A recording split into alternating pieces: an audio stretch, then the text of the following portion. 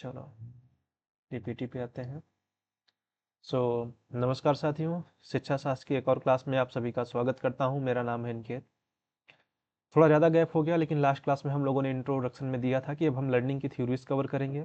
तो यहाँ पे अब अगले कुछ दिन हम लोग प्रॉपर लर्निंग की थ्योरीज कवर करेंगे, जिससे कि सभी थ्योरीज कवर हो जाएंगे। फिर वो आप चाहे जिस लेवल के बच्चे हों, चाहे आप बीए कर रहे हों, एमए हो, ठीक है, मतलब एजुकेशन से रिलेटेड आप हैं, चाहे बीए हो, एमए है, बीएड, एमएड, नेट दे रहे हैं, वो आपके लिए प्रॉपर हेल्पफुल होगी। तो हम सीधे आते हैं आज अपने पहले टॉपिक पे, जो हमारी पहली थ्योरी है, जो बहुत बेसिक थ्योरी है। अगर कोई बीए का बच्चा है तो उसको तो हर हाल में इस चीज़ों को पता होना चाहिए, क्योंकि ये बेस है। शुरुआत में आप लोग अपना सिलेबस अगर देखते हैं तो आपको सिर्फ 4 ही थ्योरी लर्निंग की पढ़ने को मिलती है, और पर्सनालिटी में भी 4-5 ही थ्योरियाँ मिलती है। लेकिन जब आप पीजी में जाते हैं या बीएड में जाते हैं या एमएड करते हैं या नेट देते हैं, तो आपको ज़्यादा से ज़्यादा थ्योरियाँ पढ़नी पड़ती हैं। पर 4-5 थ्योरी बेस होती हैं जो आपको हर हाल में पढ़ना होता है। तो पावलोव की जो थ्योरी है लर्निंग के लिए, जिसे हम क्लासिकल कंडीशनल थ्योरी भी कहते हैं, या और कहा जाए तो शास्त्रीय अनुबंधन सिद्धांत भी इसे कहा जाता है। तो हम सीधे आते हैं इनके सिद्धांत पे। तो देखो, बुक का मत जाओ, मैं इसको बहुत समराइज करके लाया हूँ। 10 पीपीटी है बस, मतलब 10 पेज की छोटे छोटे पॉइंट्स हैं। बुक का पढ़ने जाओगे तो देखो, मोस्टली बच्चे गलती क्या करते हैं, जब भी कोई उनसे कोई भी थ्योरी पूछता है लर्निंग की, खासकर बीए इवन पीजी तक के बच्चे, पूछा जाएगा कि पावलोव की थ्योरी क्या है, वो तुरंत कुत्ता बिल्ली बताने लग जाएंगे। नो डाउट वो उनकी थ्योरी का पार्ट है, पर वो थ्योरी नहीं है। अब यहाँ से आप पढ़ना अगर शुरू करते हैं, तो थ्योरी का प्रतिपादन किसने किया था? इवान पावलोव ने। तो उनका पूरा नाम पढ़ लो, ये आप लोगों को याद होना चाहिए। और ये थ्योरी क्या हो, किस चीज़ पे बेस्ड है, अब ये समझना कि अधिगम होना है। अधिगम के लिए स्टिमुलस और रिस्पॉन्स, दो चीज़ें हैं। स्टिमुलस चाहिए और रिस्पॉन्स चाहिए, यानी उद्दीपक हो और प्रतिक्रिया, यानी कोई एक ऐसा चीज़ हो जिससे आप रिएक्ट करेंगे, यानी सामने आपके कोई एक ऐसा ऑब्जेक्ट हो। अब ये जो थ्योरी इनकी बनी थी, उन्होंने एक्चुअली कोई थ्योरी नहीं की थी, यानी कोई उन्होंने एक्सपेरिमेंट नहीं किया था। ये देखो, संयोग से हो गया था कि बस अचानक उन्होंने कुछ चीज़ें नोटिस की थी कि जब उनका बटलर खाना लेके आता था, तो उस समय के काफ़ी हैवी वुड्स होते थे, तो उसके साउंड्स होते थे। तो धीरे-धीरे कि उनके पास जो डॉग था उसको आदत हो गई। तो एक दिन उन्होंने ये पॉइंट नोटिस कर लिया। बस यहीं पे उन्होंने एक थ्योरी बना दी। अब आते हैं उस थ्योरी पे। देखो, बेसिक कॉन्सेप्ट क्या है इस थ्योरी का, कि कोई भी नेचुरल स्टिमुलस, यानी जो हमारा तटस्थ उद्दीपक होता है, ठीक है, और फिर जो हमारा नेचुरल स्टिमुलस होता है, उसके साथ हम अगर बार-बार देने लग जाएँ, तो होता क्या है कि जो मेन रिस्पॉन्स होता है, यानी जो प्रतिक्रिया होती है, अब वो चीज़ क्या करता है, तटस्थ स्टिमुलस के लिए करने लग जाता है। ऐसे समझ लो, बहुत यहाँ से समझना होगा। भोजन क्या है? एक स्वाभाविक उद्दीपक है, ठीक? किसके लिए? डॉग भाई साहब के लिए, आप लोगों की भाषा में डॉगेस। इनके लिए भोजन क्या है? नेचुरल स्टिमुलस है, ठीक? कि अगर भोजन देखेगा तो लार गिराना उसका स्वाभाविक गुण है। ये एकदम नेचुरल तरीके से चल रहा है। लेकिन अब यहाँ पे क्या किया था कि जो तटस्थ उद्दीपक था, जैसे कि जब आगे आप पढ़ेंगे, तो उन्होंने क्या किया कि बेल की आवाज़, यानी घंटी की आवाज़ को बार बार, यानी खाना देने से पहले ना घंटी, जैसे आप लोग ऐसे समझ लो, उतना दूर भी मत जाओ यार। आप लोगों ने अपनी रियल लाइफ में देखा है, घंटी बजते ही क्लास से भाग जाते हो ना, वो किस चीज़ का साइन है? कि क्लास ओवर हो गई, छुट्टी हो गई। यहाँ पे वो वही थ्योरी है और कुछ नहीं है, कि साइन उसको मिल जा रहा है कि हाँ, ये चीज़ अब होने वाला है। तो इसी थ्योरी को या इसी प्रोसेस को क्लासिकल कंडीशनिंग कहा गया। कि इसको सिंपल वे में, कि जब कोई नेचुरल स्टिमुलस के से पहले, यानी जब हमारा जो मेन स्टिमुलस है यानी भोजन, भोजन से पहले कोई एक ऐसी चीज हम रख दे रहे हैं कुत्ते के सामने, जिससे उसको इस चीज का रियलाइजेशन होने लग जाता है कि हाँ, अब भोजन आएगा। तो वो ये समझ जाता है कि अगर ये घंटी बज रही है या कोई साउंड हो रहा है या कोई एक ऐसी चीज है उसके सामने ऑब्जेक्ट, ये आ रहा है, तो मतलब अब मेन चीज आएगी। तो अब क्या होगा कि वो उससे एसोसिएट हो जाता है, वो उससे जुड़ जाता है, और यही जुड़ना लर्निंग होती है। ओके, चलो अब देखो, एक्सपेरिमेंट बताते हैं इनका जो मेन है। तो इनके इसमें कितनी चीजें थी एक्सपेरिमेंट में?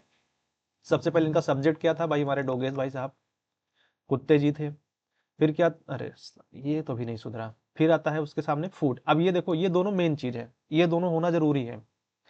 फिर उसका सलाइवा आता था, लार, ये भी प्राकृतिक प्रतिक्रिया थी उसकी भोजन देखने के बाद। अब इसमें जो हमने नेचुरल स्टिमुलस के सामने जो नई चीज जोड़ी थी, वो क्या जोड़ी थी? एक बेल, यानी एक घंटी, एक साउंड जोड़ दिया था।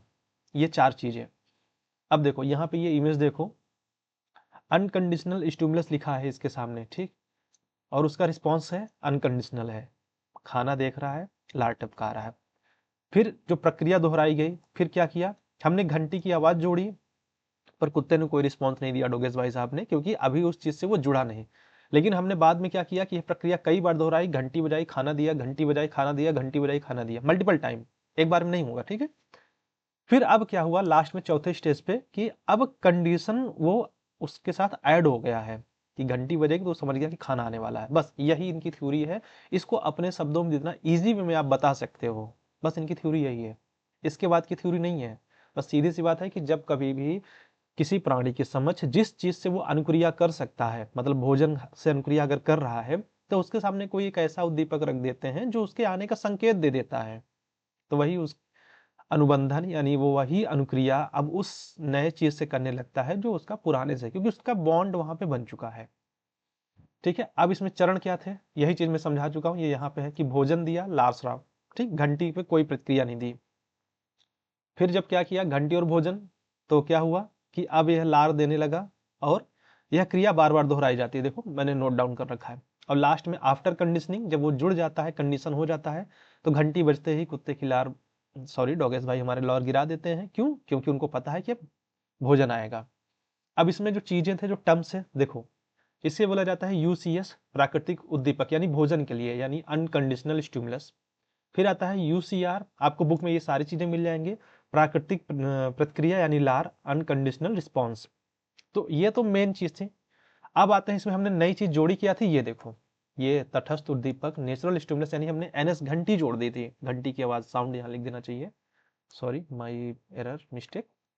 ठीक, अब इसके बाद जब हमने इस चीज को बार बार रिपीटेशन में किया, तो उसने क्या किया, लास्ट में क्या हो गया, सी एस का सी आर से बॉन्ड हो गया। इसको जो आप बुक में देखेंगे तो ऐसे लिखा रहेगा U C S U C R, ऐसे एरो बना के लिखा रहेगा। फिर दिया जाएगा कि हाँ सी एस और फिर सी आर, तो यहाँ पे लिख देंगे भोजन, लार, फिर ये बीच में ये प्रोसेस है, तो प्रोसेस बार बार दोहराया गया।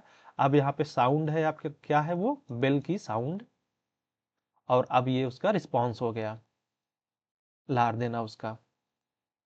बस थ्योरी इतनी सी है, इसमें और कुछ नहीं है। अब इसके कुछ स्टेप्स है, जैसे उसमें क्या क्या चीजें होती हैं आपको मिल, जैसे अक्वाइजेशन है यानी अर्जन, तो अर्जन मैं बता चुका हूँ, लेकिन यहाँ पे थोड़ा समझ लो कि जब सीएस यानी कंडीशनल स्टिमुलस और अनकंडीशनल स्टिमुलस को बार बार, भाई कंडीशन बनाने के लिए क्या किया जाएगा, उस चीज को बार बार हम प्रेजेंट करेंगे, तो वही चीज यहाँ पे किया जाता है कि जब उसको हम बार बार प्रस्तुत करते हैं तभी अधिगम स्थापित होता है, पहली चीज। दूसरा है लोप होना, एक्सटेंस हो जा रहा है। क्यों? यदि हम घंटी बजाते जा रहे हैं लेकिन अगर भोजन न दें बार बार, ठीक है, जैसे हम घंटी हर बार बजाते जा रहे हैं, बेल बजता जा रहा है, पर कुछ समय बाद क्या करते हैं कि हम भोजन धीरे, जैसे आज घंटी बजाए, बेल और भोजन दे दिया, फिर हमने क्या किया कि नहीं दिया, बार बार बार बार, तो क्या करेगा, अब उसका रिस्पॉन्स उस चीज से धीरे धीरे खत्म हो गया, क्योंकि उसको वो चीज उसके साथ नहीं मिल रही है।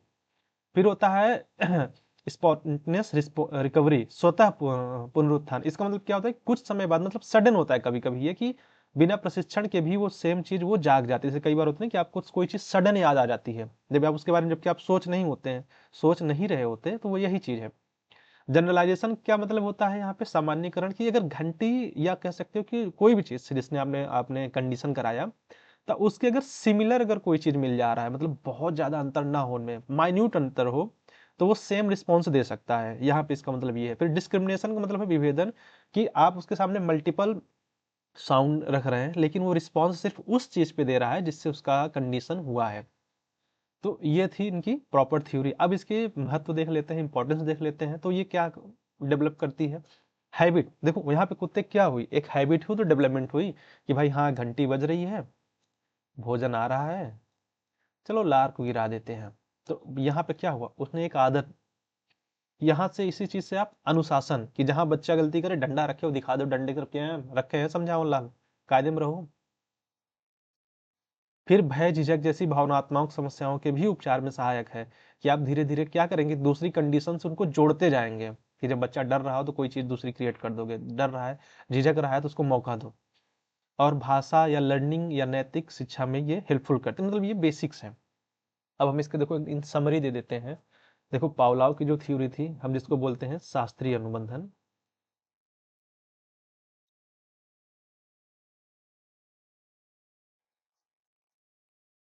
इन्होंने प्रयोग किया था किस पे, डॉग पे, ठीक है। इसमें इनके जो मेन एलिमेंट थे क्या था, यूसीएस, इसको याद कर लो बस, सबसे ज्यादा जरूरी यही चीज है। ठीक है, तो यूसीएस क्या था, भोजन, और यूसीआर क्या था, लार, यानी प्रक्रिया।